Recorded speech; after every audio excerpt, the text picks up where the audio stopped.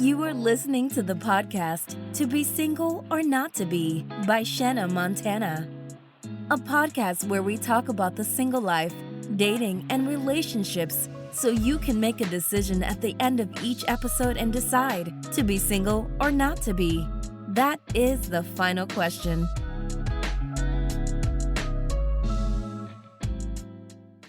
Welcome back to the To Be Single or Not to Be podcast. And today's conversation is not about walking away from people.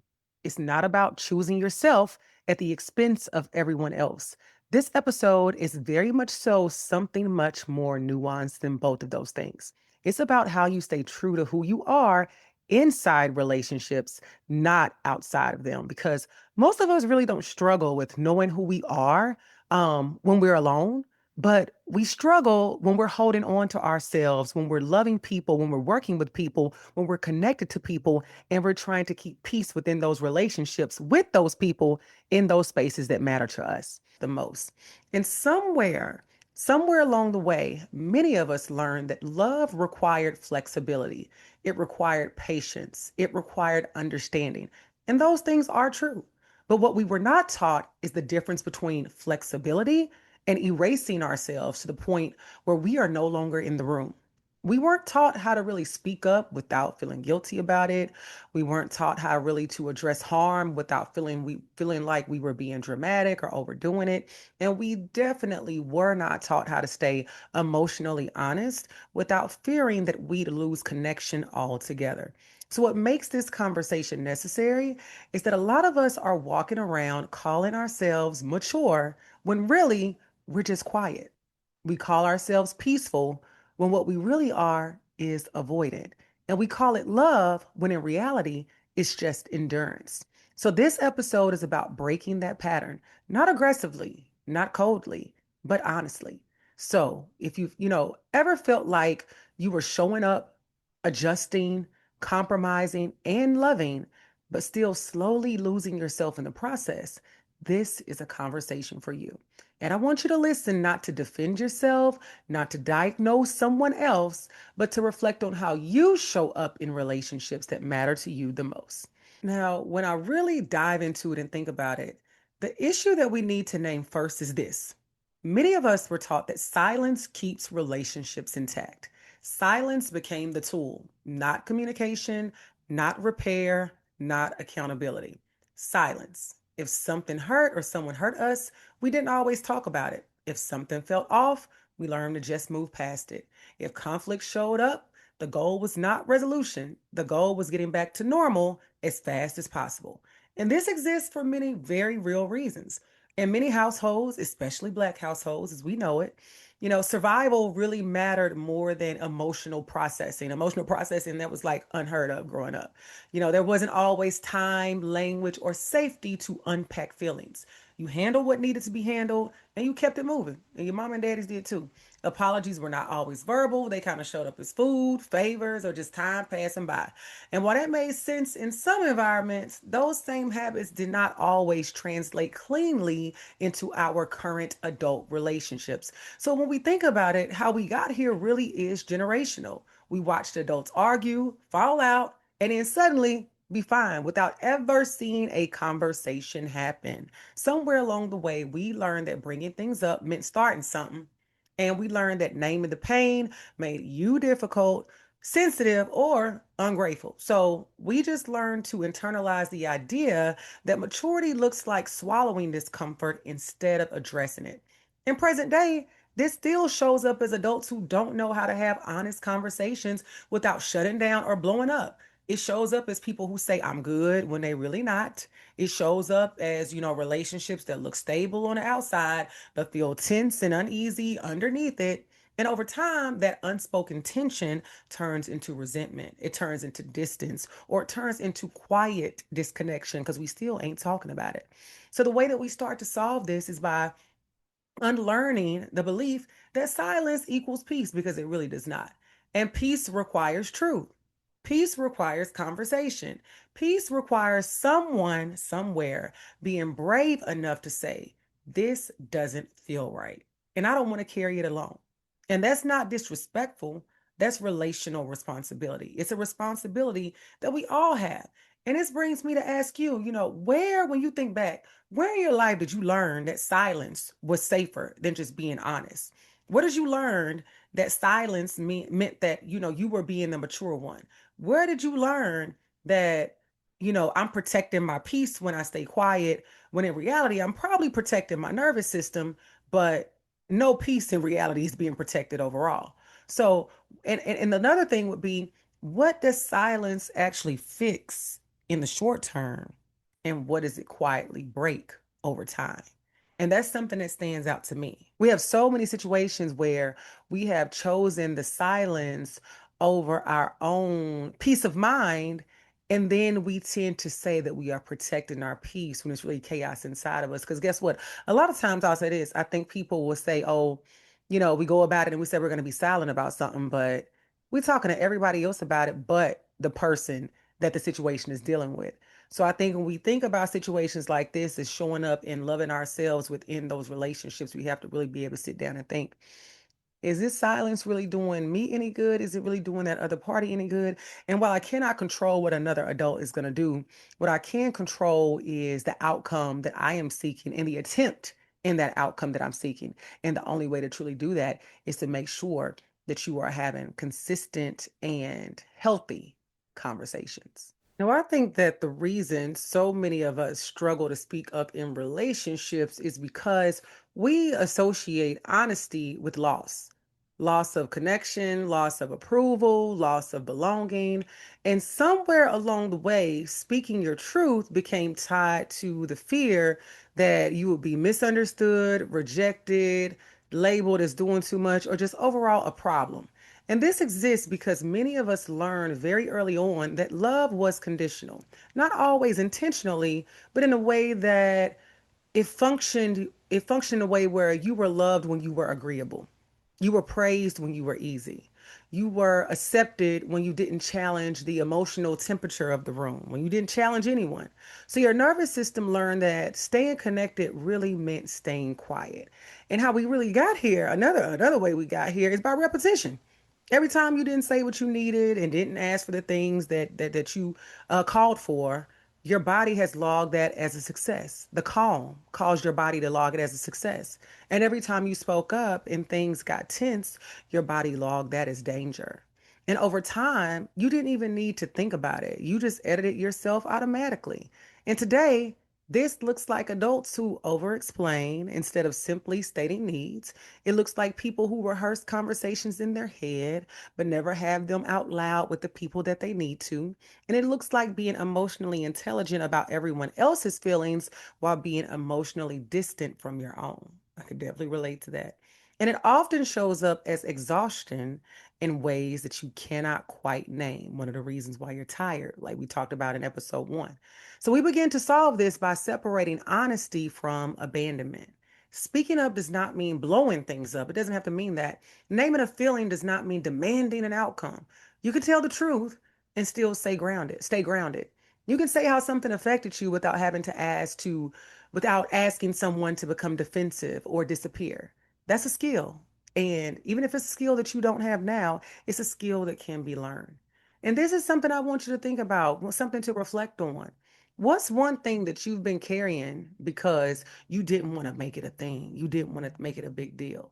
Or what are you afraid will happen if you start to say exactly how you feel without softening it? Again, you don't have to be defensive or disrespectful, but saying things that you feel in the way that you need to say them. And who do you trust when it comes to relationships? Who do you trust that your voice will be heard and will be treated with care if you decide to say the things that you've been needing to say? Overall, when it comes to our conversations that we have to have with individuals, with adult individuals, these are things that we have to be committed to. These are things that we have to stay aligned with.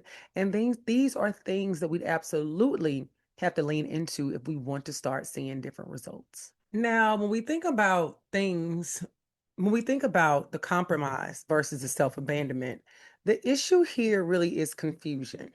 I think many of us were taught that good relationships require compromise, but no one really taught us how to recognize when compromise turns into self abandonment, when we are no longer the focus. Because compromise is mutual. Self-abandonment is one-sided. And if you're always the one that is adjusting, understanding, or absorbing the hit, then something is off. And this confusion really does exist because we romanticize sacrifice. We praise people for being patient, forgiving, and accommodating without asking who is doing the sacrificing and how often. And over time, endurance gets mistaken for love, and burnout gets mistaken for loyalty internally. Because these are things that you are doing to yourself, and that is why it is a problem. And this is also a problem because we really got here, like I mentioned before, by watching people stay in situations long after they were unhappy and calling it commitment, long after the expiration date had been done and they were still there. We've seen it with parents, we've seen it with grandparents. Hell, present day, we see it with friends and family. We see people who normalize staying past that expiration date of a relationship. And we see both sides of the coin because, and I see both sides of the coin because, no one wants the hurt, pain, and disappointment that comes with walking away. But you also endure hurt and pain when you stay long after that situation is over with. So when I think about it, lessons that I've had to learn present day in those situations were things that, being the bigger person often meant being the quieter one. And we internalized the idea that asking for reciprocity was selfish because, again, it may be uncomfortable, but it is a part of the game that we play. It's a part of life. It's a part of life that you really cannot get around. It's inevitable. But as long as you are in a space where you fear the uncomfortable, true progress is going to be hard to be made. And when I think about the things that I have avoided and the people that I know have avoided certain things, progress was always limited in those moments. So we have to think about it. Present day relationships in this situation look like one person emotionally flowing and the other person emotionally absent. It looks like one person doing the work of communication while the other person avoids it. It looks like people who are deeply self aware but chronically unheard. And who wants any of those things? So, what we have to do is begin to solve this by checking the balance, not the intention. Because love without reciprocity, it's not noble. Nobody wants that because it's draining. And you don't need to stop loving people. You need to stop disappearing inside the love. That's what this episode is all about. Because compromise is something you both should be doing because it cannot be a one sided game. It cannot be. So I want you to sit with this in your relationships when you think about it. Who is doing most of the adjusting? Romantic, friendships, family, friends, parents, siblings? Who's normally doing the adjusting? Is it you or them? And if it's one more than the other, how long do you think you'll be okay with that? Do you think that's something that can go on forever? I really hope not. But I think some questions that you have to ponder in this space is, at what point does being so understanding turn into being unseen? Because who is benefiting the most from from your flexibility and who is really paying the price? And when you think about it, if that compromise was truly mutual, would your life be absolutely different? Now, one of the biggest fears I think people have is that honesty will make them look hard or make them look inconsiderate or just like not nice or a problem starter. That, speaking up somehow will turn them into someone that they don't want to be. And in a lot of instances, this is not going to be true at all. Because when you start really doing things that you've never done before that really are in the best interest of all parties, whether they know it or not. At first glance or the first experience of it, everybody probably ain't gonna like it, and that's okay. But as time goes on, if these people are your people and they are who you think they are to you, and they care about you the way they say they do, they will begin to accept the adjustment. And guess what else might also happen? They may also join the fun too and start to communicate like you. Now, back to the fear of it all. This fear, I think, really just exists. And the fear I'm talking about is the fear to communicate the way you need to. It exists really because many of us just saw communication modeled in extremes. Either people said nothing at all, or they exploded and said it in a very negative and damaging way. And I've definitely seen this firsthand throughout my life with various situations. So, in going through life with this mindset, we told ourselves that some of our experiences were that there was not much space for grounded or calm or direct conversation. So we just assumed that if we speak, it has to come out crazy. It has to come out in a way that we've seen modeled for us. And we really just got here by not having conversations, avoiding discomfort instead of building a tolerance for it. Because with any kind of pain and uncomfortable situation, you have to have some kind of tolerance to get through it. That's life. And we didn't really practice saying things early on. So when they finally come out, they come out heavy. And that's not always because we are bad communicators. It's really because we have waited far too long to have the conversation or didn't know when or how to have the conversation. And when we finally did, that was all she wrote. It was a very extreme situation. So, present day, when you think about it, what this can look like is people who still will stay silent until they are resentful, or people who will speak up once they're already done, or relationships that end not because of one big issue, but because of too many unspoken ones. Someone once said, you die of 1,000 paper cuts. And in this situation, that is completely true. So I think that the solution to all of this really is learning to speak while you're still soft, while you still have the care in your heart. Because saying things sooner, naming discomfort before it amplifies, choosing clarity over confusion or silence, because you don't have to be cold to be clear and you don't have to be loud to be firm. You definitely can make those things happen in a positive way where the party that you're giving the communication to can receive it with love and the care that you want it to be. Now, when you think about this, I'll challenge you to ask yourself this: what would change in your life if you decided to start speaking up sooner than later? And what makes you believe also that honesty has to be harsh? Because this is what I really want to challenge you to sit with. Sometimes being honest is one of the hardest things to do, and not always with other people, but starting with yourself first. Now, the final thing that I want to talk about is this: healthy love requires participation, not performance. And we talked about no longer being performative on the last episode, because any relationship absolutely takes two to tango. It requires two people that are, or more people that are willing to be honest, people that are willing to be reflective, and people especially willing to be held accountable to themselves and each other. And neither party has to be perfect, but both parties have to be present, because maintaining relationships, the maintenance and the work that you put into these relationships, that is how you think keep things running. Because growth requires conversation. Growth also requires discomfort. But growth also requires honesty. And the way that we got here is recognizing that if we're in a space of figuring this thing out, because we are prioritizing the longevity and the quality of this relationship, versus staying together and just being connected for the purpose of saying so, we're not going to worry about how it looks on the outside. But what we are going to focus on is making sure that we feel safe on the inside. And that safety has to be emotionally, mentally, and relationally. So today we have to recognize that being in relationships, you have to be in a space where you're willing to give and get the feedback. You have to be in a space where defensiveness and accusations cannot exist. You have to be in a space where a conversation is not looking for a winner or a loser, but it's looking for you both to complement one another in a way where you both can walk away with understanding. And again, it's not just about one person, it is about all parties involved. And we solve all of this by recognizing that love is not just about what you can endure from another person or what you take. Love is about staying connected in a positive, in a well way, being able to tell the truth in a positive way and have it received in a kind way, but also being able to show up in every relationship in a participatory way, where it looks like you have two adults who are showing up for one another. They're showing up in a meaningful way. They aren't afraid to address situations as needed. They aren't afraid to be themselves authentically. And even if this is something that you have never done before, being able to recognize, I've never done it before, but this is something that I need to do for the greater good of myself and this relationship.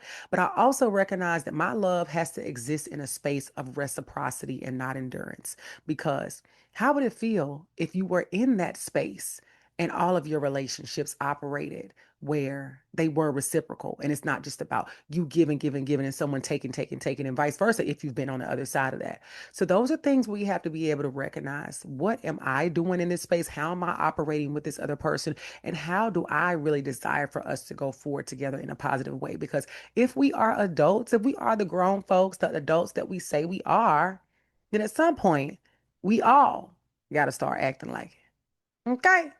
Now, as you move through your relationships as you go forward, I really want you to sit with this question.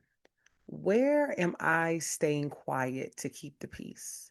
And what is that silence costing me? Staying true to yourself while loving others isn't about choosing yourself over choosing other people. It's about choosing yourself with them. It's about trusting that real relationships can handle honesty and even conflict. And it's about accepting that there will be some relationships that cannot. So as you go through these life experiences, keep asking yourself, what would change if I stopped thinking that discomfort meant danger? Where am I being invited to show up more honestly? Or where do I know I need to show up more honestly and I'm resisting it? What does loving people harmoniously and without chaos, but sometimes with chaos, require from me that I've been avoiding and not doing? This season, we're going to keep having these conversations. This season, we're going to keep having these conversations, the ones that ask more of us and not less, the ones that help us grow and not just survive, the ones that teach us how to stay whole while staying connected. So I want to thank you for being here. Thank you for listening. Thank you for growing in real time. This is the To Be Single or Not to Be podcast. In this season, we're talking about being authentically free. Until next time, signing off, Shayna Monet.